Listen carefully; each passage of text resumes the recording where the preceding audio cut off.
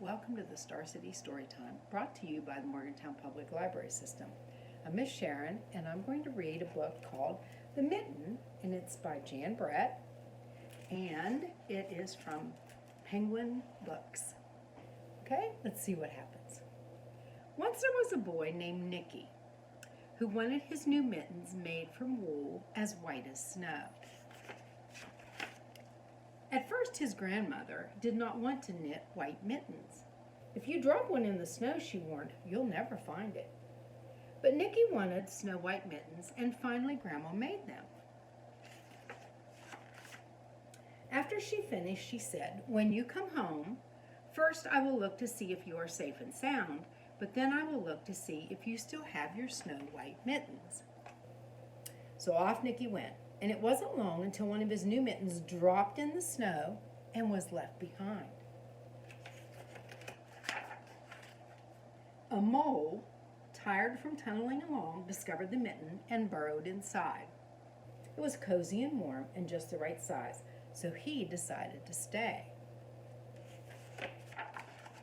A snowshoe rabbit came hopping by. He stopped for a moment to admire his winter coat.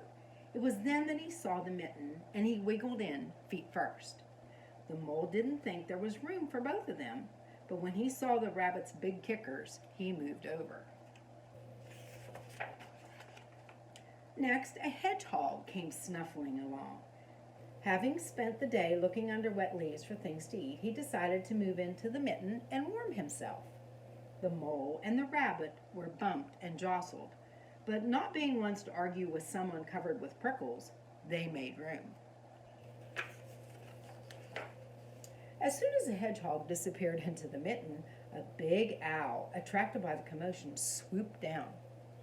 When he decided to move in also, the mole, the rabbit, and the hedgehog grumbled. But when they saw the owl's glinty talons, they quickly let him in. Up through the snow appeared a badger. He eyed the mitten and began to climb in. The mole, the rabbit, and the hedgehog and the owl were not pleased. There was no room left, but when they saw his diggers, they gave him the thumb. It started snowing, but the animals were snug in the mitten. A waft of warm steam rose in the air, and a fox trotting by stopped to investigate. Just the sight of the cozy mitten made him feel drowsy. The fox poked his muzzle in. When the mole, the rabbit, the hedgehog, the owl, and the badger saw his shiny teeth, they gave the fox lots of room.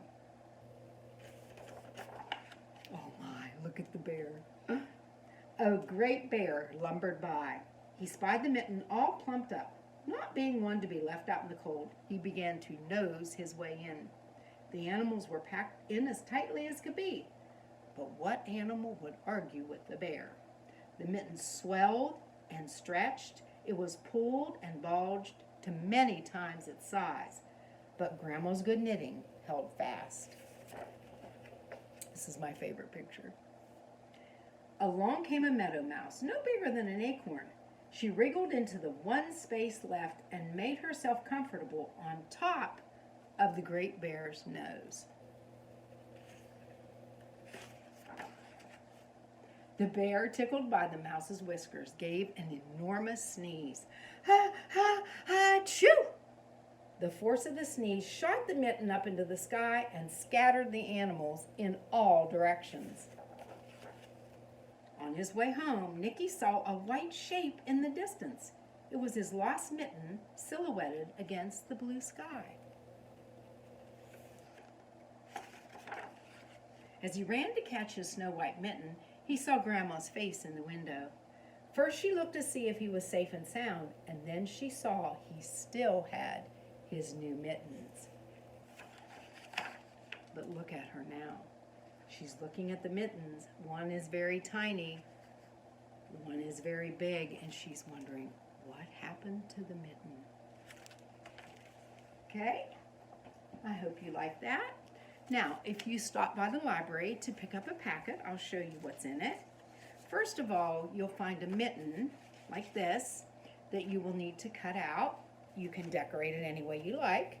And then what I did was I took this piece of paper and I stapled the two sides and glued around it so it makes a pocket, okay? And then I gave you animals from the story. And so what you're going to do is color and cut out these animals, make the mitten like I just told you, and then you can put the animals inside and retell your story to someone, okay? Now, the next thing is, this is opposites from the mitten. And here are some of the things. There's empty, cold, small, and old, okay? Down here is warm, big, full, and young. And you're going to find the opposites, and you're going to cut just the bottom of the picture. It'll show you where the scissors are, and then you're going to glue just the tops so you can match them. See? This says full, and then under is empty, and that's how you do that one. Okay? And the last thing is M is for mitten coloring sheet. Okay? So I will see you again soon. Keep reading. Bye-bye.